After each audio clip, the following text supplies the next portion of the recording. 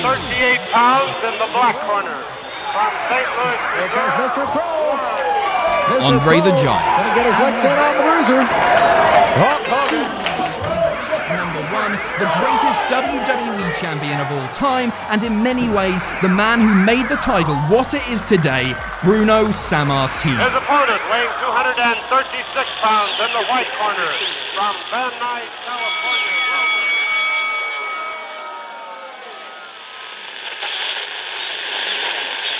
T'as quand même aimé des...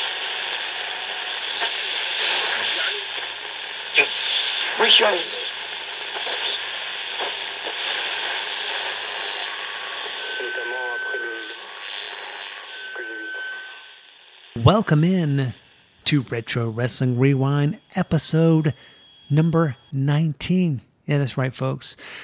We're second episode into the brand new 2019 season. Folks, this is the year of our Lord, as they say, and it's the year of WrestleCon 2019. All new stuff. We got a brand new intro, which was created by my uncle. It's exclusive to the Retro Wrestling Rewind. We want your feedback. Tweet us at the RW Rewind. If you like it, don't like it.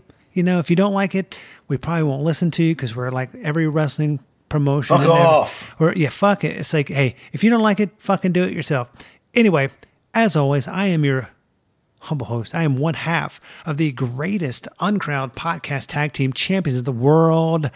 I am David Fine, alongside the true Long Island IZ, the great Alex G. Man, second episode into 2019.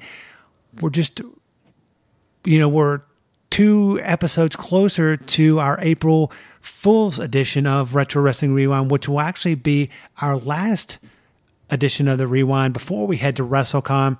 We're going to do an XPW show. No.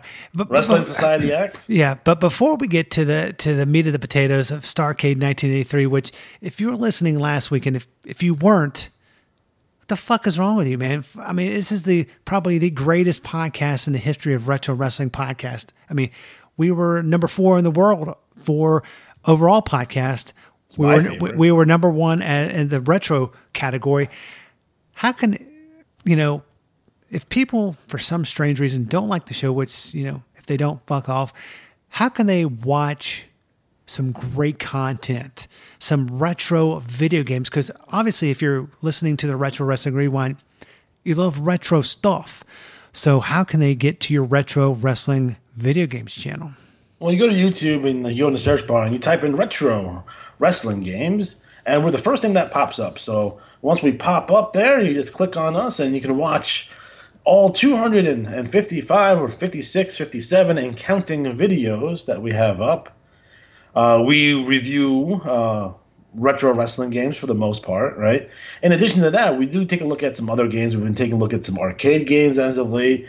We've been taking a look at the new Spider-Man game that just came out. We took a look at the Super Nintendo Classic. So, again, a lot of things, a lot of different types of content for you, the listener. And we're currently, kind of rounding out the NWA 1984 project as we transition to the AWA 1990 project. So that's going to be fun. Yeah, and last week, some breaking news of according to your 84 project, had some technical glitches. Oh, that was awful.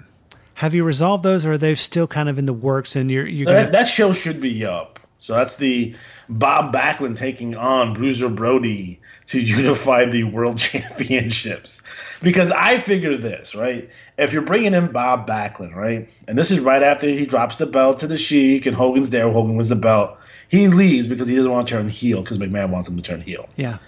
So we're going to bring him down to the NWA, and right off the bat, as the mystery opponent for our current champion, Bruiser Brody, we're going to do a champion versus champion match, as the NWA still recognizes Bob Backlund as the WWF World Champion.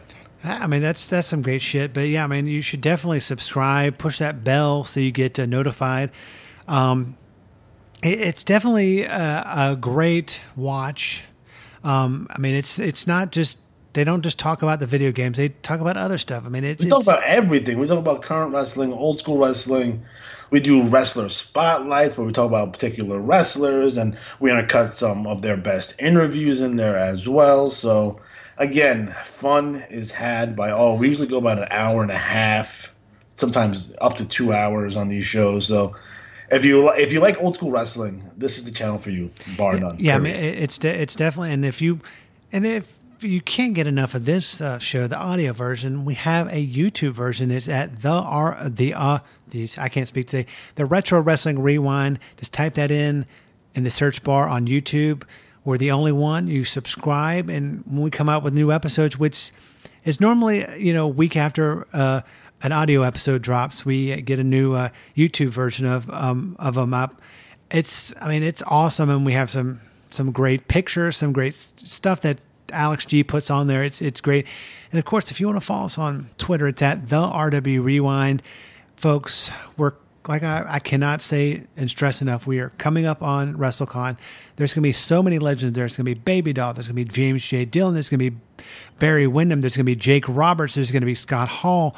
There's going to be Buff Bagwell. I mean, there's going to be DDP. There's going to be handsome Jimmy Valiant. There's going to be so many. I'm looking forward to see Flair.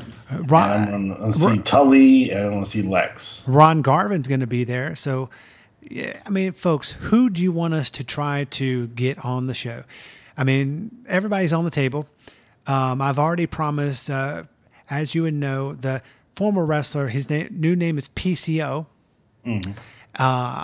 I've promised him some adult beverages if he comes on the program. He, as like any wrestler, he gladly accepted. So if you can't see us at the WrestleCon Friday and Saturday the 5th and the 6th, we're going to be hanging around the bar at the hotel. It's going to be a great weekend. But speaking of great weekend, Starrcade 1983, a Flair for the gold.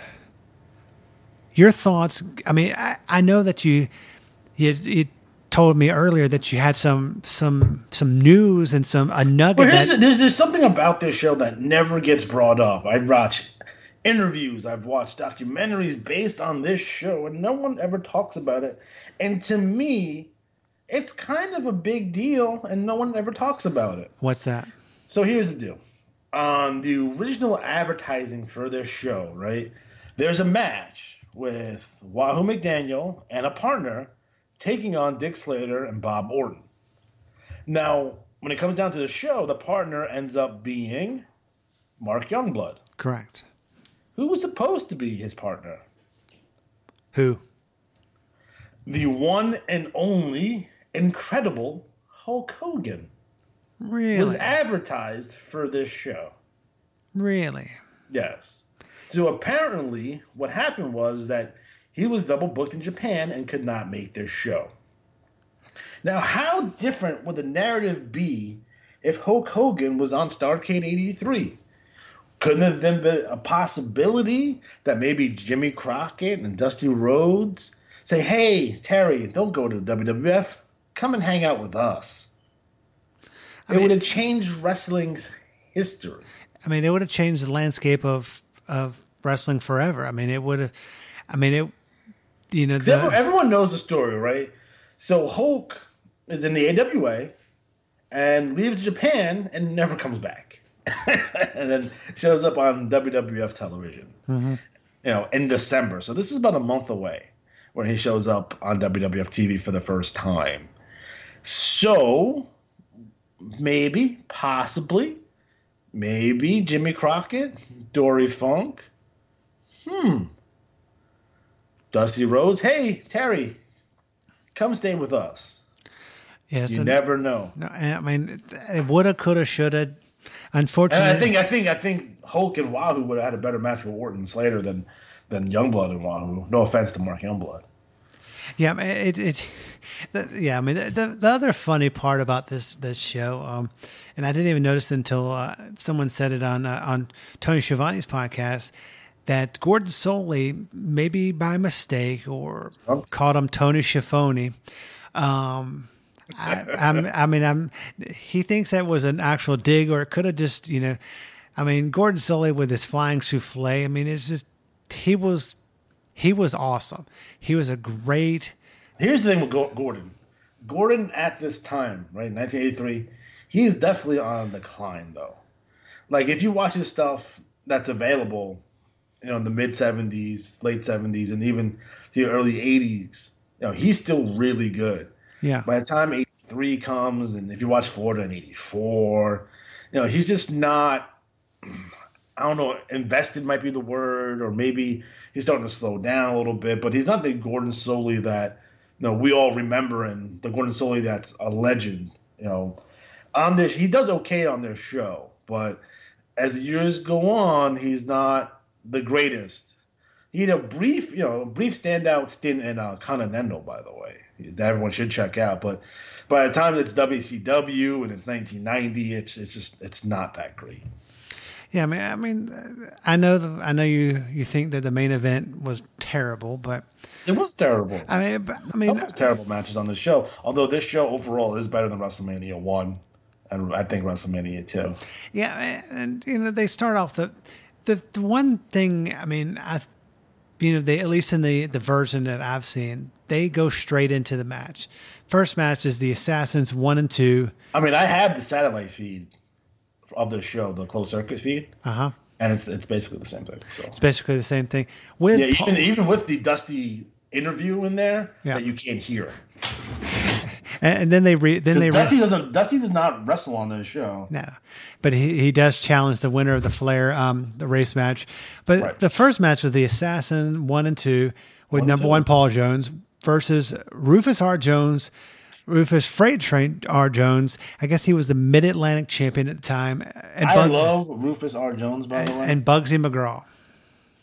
I don't love Bugsy McGraw unless he's in Memphis. No. And most people may not know this, but who was Assassin number 2? According to Wikipedia, it does say Ray Fernandez, which is Hercules, but I don't think that's right. You don't think that's true? Maybe it is. We'll have to dig into that. I mean, I know that the Assassin 1, Jody Hamilton, he does a lot of stuff with the WWE. When does Hercules show up in Mid-South? I don't know. Hercules shows up in Mid-South in, I don't know what year. But it's not, okay. He was, because he got unmasked by Jimmy Valiant. So he was actually part of the Assassins. Look at that. Wow, Wikipedia was actually right. What were your thoughts on this match? I mean, I heard that it's fine. I mean, okay, Rufus R. Jones is not going to have 5-star matches. I think we all understand that, right? Yeah. We get that, right? Neither is Bugsy McGraw. Bugsy McGraw is certainly not having 5-star matches, and Jody Hamilton at this point is probably, he's nowhere near his prime. And then you have Hercules Hernandez, who is still green as goose shit. So it kind of is what it is. I wish they would have won something with a little more, panache, a little bit more. Maybe where's Les Thornton? Is Les Thornton and fucking not wrestling on this show? No, nope. Like, where is the NWA fucking Junior Heavyweight Championship? Because that should be fucking the opening match here, and it's not.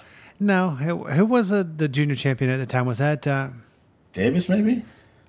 Nah, I have to look at that. But yeah, I mean, this match, it was good to open up. It is like you said, it is what it is. It's not going to be a 5-star match. It's got two masked guys. There's Paul Jones in there, just Paul Jones being Paul Jones. And was a big fan of Paul Jones, but the next match on the card, Les Thornton was the champion at the time. Yeah, who was? Les Thornton. Okay, the next match was a young Kevin Sullivan and Mark Lewin. He wasn't that young. Young Kevin Sullivan's like 1979 in Georgia. Okay, sorry, a younger Kevin Sullivan. And he's in the middle of his devil gimmick at this point, although it's severely toned down here for the Crockett people. And Mark Lewin with Playboy Gary Hart. 89-year-old Mark Lewin, by the way, defeated Scott McGee and Johnny Weaver. And I've heard, I'm not understanding why this happened. At the the match is over. First, there's a couple things. Yes, I know we're going to go to, but can we talk about the greatness of Johnny Weaver real quick? Because Johnny Weaver was the man at Crockett. Like, he was their top star for a very long time. And so he's super important in the overall history of Jim Crockett Promotions Mid-Atlantic Championship Wrestling. He was the man. With the old Weaver lock? The Weaver lock. He taught it Dusty Rhodes. So anytime they're running shows, in the Mid-Atlantic kind of area, as they were expanding, they always made a point of always including Johnny Weaver and having Johnny Weaver around because he's a big deal. Yeah, I mean, and at the point I was going to, you could see it coming from a mile away. Kevin Sullivan committing murder in the ring, yeah. Well, no, yeah, well, that, and it happened after the match, and I heard that Mark, or that Scott McGee is his first ever blade job, as they would say in the business, and he wanted Kevin Sullivan. He trusted Kevin Sullivan to do it, and boy, did Kevin Sullivan. Man, you can he had to hit him twice on that. I mean, you could see it. You could see it plainly as night that he was doing that. But God, and then the promo afterwards with Angelo Mosca. Well, yeah, where he's sitting in the back looking like he's half dead. I mean, it's like this young boy. He looks like a person I know named my son. Like, what the fuck are you saying, Angelo Mosca? I mean, what were your thoughts on Angelo Mosca Jr. might be the worst professional wrestler of all time, by the way. Even worse than Sam Houston? Yeah, it's worse than Sam Houston. Worse, like you can't get lower on the totem pole than Angelo Mosca Jr. Where did he wrestle? He wrestled everywhere. He was just awful. Well, that's type in Angelo Mosca Jr. interview on the YouTube and just like watch his interviews and watch a couple of his matches, and everyone who's listening to this will agree with me. That he's terrible. It's awful. I mean, and at least Angelo Mosca, he looked like a crazy person that will fucking kill you. You know what I mean? Former CFL football player, yada yada yada, all that shit. I mean, he probably would kill you. But I mean, speaking of a person that would definitely kill you or give you Hep C, the next match was Abdul the Butcher, Carlos Colon. This was a match they said was not sanctioned in Puerto Rico, so they were this feud from Puerto Rico, which was I guess smart to give it kind of an international appeal here. Yeah, I guess is what they were doing for this particular match. Abby's going to be Abby, and Abby's going to be a special attraction wherever he goes. And they were trying to cultivate the Puerto Rican fans in the Mid-Atlantic. There are a lot of Puerto Ricans in Charlotte. I don't think so. I'm not the last. Maybe not. I'm not really sure. It's not Miami, and it's not the Bronx here up in New York, and they tried with Carlos Colon a couple of times in New York too, in the 60s, but that spot went to Pedro. But yeah, Carlos Colon, youngster. Real Monsoon once called him a youngster in the 1994 Royal Rumble, which is ridiculous.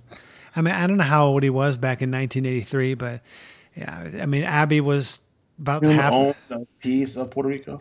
Yeah, I mean, Abby was half the size he currently is, but I mean, he's also half the age that he is. But I mean, you ever seen that kung fu movie, that karate movie that Abdul the Butcher was in Japan? No. Oh, dude, you got to watch that. That's fucking fantastic. I mean, of course, there's blood in this match. I mean, it's an Abdul the Butcher match. I mean, he brings out a fork out of his pants. I mean, this guy's been on the way to the ring. Yeah. He was he'd be the only one, like you said, walking to the ring and hit his head on a chair and start. I mean, really. It's just my thing back in '83. I mean, especially after all these matches with the blood, you can see it on the mat, the canvas. They would never happen now. They change out the fucking ring mat after every match. It seems to be. I mean, when they go to TV, like when on TV, not only, there's other skin diseases that you can get, all kinds of crazy shit if you don't fucking sanitize that mess. That's just being smart now. Yeah, I mean, back then you just think it was they didn't know, or they just didn't have enough money to ringworms and shit. No, they knew. They just didn't give a fuck. No, they did. I mean, do you think they brought this match to Starrcade '83 because it was Starrcade '83? I mean, it was. Yeah, I think that's the reason that it's up from Puerto Rico. If they could have got Mil Mascaras, they probably would have and put him on the show to give the show international flavor here or whatever. I'm surprised there's no Baba on the show. Just to bring him in for this. Yeah, I mean, there's nothing doing here. It's just it is kind of it's it is what it is. It's Carlos Colon and Abdul the Butcher, and they tried with Carlos a little bit in Mid Atlantic to kind of get him over and to appeal to the Hispanic community, but that didn't really take. So No, it did not. I mean, it was By the way, not to change topics here, but you can are. Can we talk about how 80s hot Barbara Clary is? Yeah. I mean, it was the 80s, so I mean, it's like if I was, 25 years old in 1983, I would have went, gave Barbara Clary a visit or two. Oh, yucky. I know what you mean. The next match, Bob Orton Jr., Dick Slater defeated Mark Youngblood and, as they always call him, Wahoo McDaniels. Your thoughts on this match? I mean, it went 14-48. I mean, it was... Good match. It probably would have been better for Hogan. But this is based on the angle for the main event. Now, it's Slater and Orton who collect the bounty on Flair and injure Flair. Wahoo McDaniel, being one of Flair's friends, is out looking for revenge, and he was going to bring in somebody. And that person, unfortunately, was Mark Youngblood. You're not a fan of Mark Youngblood's work? He's fine, but this is a main event level match here. And if they couldn't get Hogan, why is it not Dusty? Yeah, Dusty versus Slater and Orton. I don't understand Dusty. He was there doing the interview that you couldn't hear that they ended up redoing later on. I mean, I don't understand why Dusty wasn't. I mean, I know Dusty. Dusty wasn't the booker. That's a misconception. Who was the booker? But he booked this show. He put the matches together for this show. Okay. But the official booker of record for Starrcade '83 is Dory Funk Jr. Huh. I mean, it was a great pay-per-view. I mean, it was, the next match is fucking ridiculous. The man from out of town, Charlie Brown, defeated the Great Kabuki for the NWA television title. It was the first 15 minutes were title versus mask. Charlie Brown beat the Great Kabuki for the title in the first 15 minutes, so he didn't lose the hood. I mean, back then, did they just think wrestling fans were stupid? No, they're in on the joke. That's the whole concept of this. Your Charlie Browns, your Stagger Lees, your Yellow Dogs, your Midnight Riders, even your Mr. Americas and your Juan Cenas, right? That's the joke. The joke is they're outsmarting the heel because they lost a match where they lose had to leave town and they're outsmarting everybody. That's the concept. Yeah. I mean, what were your thoughts on this match? I mean, it's fine. I mean, I don't think Kabuki should be anywhere near the NWA Television Championship, first and foremost. I think that goes without saying here. And, Jimmy Valiant did end up winning the NWA Television Championship. So it's like, these guys, you really want these guys in the title match here? Like, I don't know. I don't know how I feel about that. I mean, who did Kabuki win? I didn't do research on that. Who did Kabuki beat for the TV title? Joe LeDuc. Interesting. Yeah, I mean, Kabuki, I mean, he was... I don't even remember, there's not a lot of footage from 83 Crockett around. Yeah. And hopefully the WWE Network does put some stuff out. But it went from Slater to LeDuc to Kabuki to Jimmy Valiant, who had to relinquish the championship because of reasons. And then Mark Youngblood won it after that. So, what were the reasons for him relinquishing it? Just reasons. Oh, okay. Well, that's good. I mean, I love a good reasons, but we were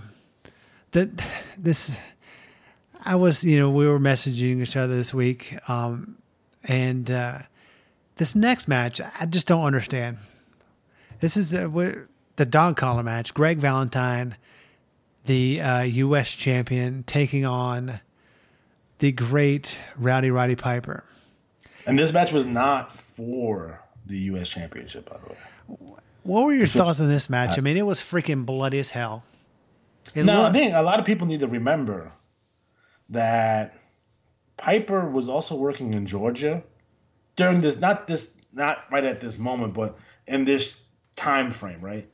So in the summer of '83, guess what he's doing? He's doing dog collar matches with Buzz Sawyer in the summer of '83. So Roddy cuts this promo where he hangs himself at the end of this promo, which is insane. If you haven't seen that interview with Piper and Buzz Sawyer building their dog collar match, check that out too. So they essentially, Piper brought this match to Crockett for this event. Yeah, I mean, were you a fan of this match? I mean, it was. It did what it was supposed to. Piper beat Valentine in this big feud match with no belt on the line, and he would not be. Both these guys wouldn't be lasting very long here. They would go up to WWF in January. So, I know it's. I think it's a legendary kind of brawl. Yeah, man. They said Piper was injured in this match, but he wrestled in December and in January. So. Well, it wasn't this match, but it was another match where he lost like partial hearing. They claim it was this match, but then that's a work. Because he's wrestling. I've seen matches of him in Montreal. And actually, when Greg loses the belt to Slater in a month or so, or a month and a half, like Piper is involved in that. Like, but essentially, Greg Valentine turns babyface and kind of saves. Not necessarily. He gets attacked by Slater, and it's like a three-way thing. But Greg basically turned babyface and then went to WWF, where he murders fucking Mac Rivera in his first match at the WWF, by the way, which is awesome. Because you know what they did? This is brilliance, fucking brilliance.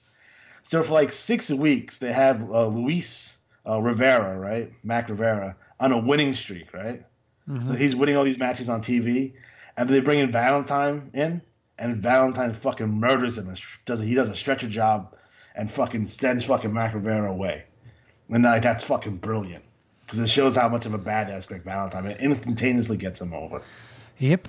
I'm a big fan of Greg Valentine. I mean, Roddy Piper. I mean, he's a legend. I mean, he was a great wrestler. I mean, underrated babyface here in like '83, mm-hmm. both in Georgia and in Crockett. And then he goes down. He's like one of the top babyfaces in the United States at this time. And he goes to WWF.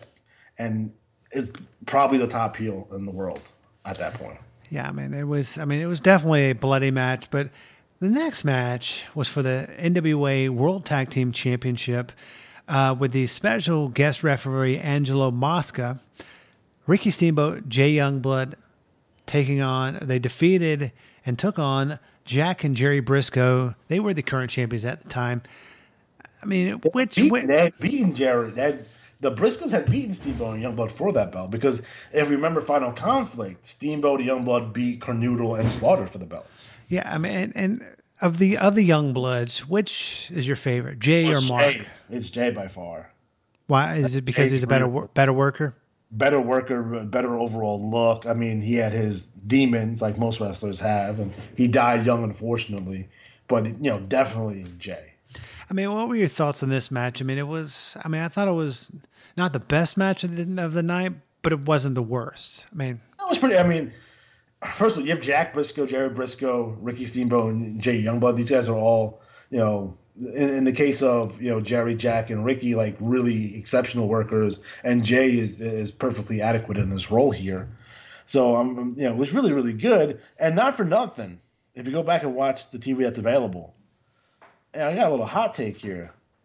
Jerry Briscoe, better promo than Jack Briscoe. Huh. You think that? Definitely as heels. Yeah. Because Jack was still, hi, I'm Jack Briscoe. I'm going to beat the guys up. And Jerry's the one that's all fucking animated and shit. Yeah, I mean, they were definitely good. I mean, I'm a big Steamboat. Backlund was a Jack Briscoe ripoff. You guys know that, right? Yeah. I'm of course a big Ricky Steamboat fan. I mean, his match with Flair at he's looking good here too. He's in 83, 84, 85, 86. Like in terms of his physique and overall conditioning, he probably looks the best here. Yeah, and it was it was a good match, and I'm glad that they won the tag titles. But the main event, not too long after this, though. No. They would not. They wouldn't hold them very long. They would hold them until, let's see. They would hold them. They got stripped on Christmas. Oh, that's a terrible Christmas gift. You know why, right? Why? Because Steamboat retired and he was going to leave the NWA because he wanted to be the number one babyface, and he wasn't going to be the number one babyface, and he did not get along with Dusty Rhodes. Yeah, I mean, but he, would come. He would, So he came back that year. He came back in '84 because he's in Starrcade '84, and he has the match with Tully Blanchard. But after that, he's gone. Yeah, I mean, it was definitely a good match, but the match, the granddaddy of them all, the final match of the evening, you say was shit. Ric Flair, Harley Race, in a cage for the NWA World Heavyweight Championship. Special guest referee Gene Kiniski. Oh my God, this fucking guy. Number one, I know that Gene Kiniski is former world champion. I know that. I understand that. But does Gene Kiniski have any kind of really ties to fucking Crockett where he's a draw as a fucking special guest referee? Like, you just had one in the tag team title match. Did you really need one in this match too? Because I think his performance as a referee is fucking awful. And I think he hurts the overall match. That's first and foremost. Number two, the finish of this match. You have Ric Flair who hits the world's worst crossbody block on fucking Harley Race. This is not only a title match, this is a feud match. Harley Race paid fucking Orton and Slater a bounty to fucking end Ric Flair's career, and there was talk that Ric Flair was going to have to retire. So why not, in Flair's quote-unquote hometown, that you don't have Harley Race submitting to the figure four? Yeah, I mean, it was definitely a terrible, terrible ending. But, I mean, is that the only reason that you think the match was shit? Or did you think it's because it's just... No, they've had better matches. In comparison to the other matches I've seen with Flair and fucking Race, like, those matches are fucking phenomenal. They were hampered by the referee. They were hampered by the finish. And I think they could do a lot fucking better. It's not a bad main event. Better than any main event that the WWF could put on at this point. But for Flair and Race, it's a bad match for them. Yeah, I mean, it was definitely... it was... Fucking Gene Kiniski in there. He ruins the match. I mean, it is what it is. I mean, it was... Important of this match, like, it's super important. Like, it's Ric Flair becoming, I guess, the Ric Flair that we know. Because he held the belt before. But, I've watched matches from that run, and he did great with the belt. I don't understand why he hates that run, his first title run, so much. Yeah, I don't know. But he really likes this one. Like, it's in his hometown. It's in Greensboro. It's a big deal. And unfortunately for Crockett, their business in '84 would actually go down. So, coincidence? I think not. But, well, I think at number one, I think they had a great 1983. You brought Dusty in eventually as Booker. So he has to get his guys over, right? And you're having a transition period there. So it wasn't 84 Crockett. It's not good. No, it was. I think it got better, but yeah, that year was not good. Watch Mid Wrestling in '84. Watch fucking Mid South Wrestling. Do yourself a favor. Yeah, I mean, Mid South is actually good. I mean, so as always, I like to ask 1 to 10. What was your grade on Starrcade '83? Well, in terms of the actual event, I would give it like a 6. In terms of importance of this show, it's probably like a 9 or a 10 because it's a super important show. Yeah. A lot of people claim it's like, oh, it's the first WrestleMania. It's like, no, first of all, they've been doing large-scale events like this all throughout wrestling history. And you want to talk about modern wrestling history, you can look at AWA Super Sunday as the first WrestleMania. You can even look at Showdown at Shea as the first type of WrestleMania type show. You can even look at the Final Conflict, which is the Crockett show before this, which was the test for this show, as the first wrestling quote-unquote pay-per-view. But some people will consider this the first wrestling pay-per-view, and there's an argument to be made for that. But there are shows that predate this. I mean, in this Final Conflict, is that something that people could? Oh, yes, it is. You just can't see the tag match because it's not on the tape. Oh, but I'm sure you have it, right? I have the tag match. I think I can find it though. Boy, see, folks, each and every week it exists. It's just a matter. A lot of this shit exists, right? We saw the last battle of Atlanta. Yeah. And people have been looking for that shit for fucking 30 years. and it popped up on the WWE Network. So it's out there and it exists. It's just getting your hands on it can be difficult. Yeah, I know. But and I thought the people who have the complete show, or they've seen the complete show, they don't have it. They've seen the complete show. So, you're missing the Canoodle Slaughter versus Young Blood and Steamboat match from the tape I have. Yeah. But, I mean, the one thing that you can't miss is follow us on Twitter at the RW Rewind. Of course, that's our website is the RW Rewind.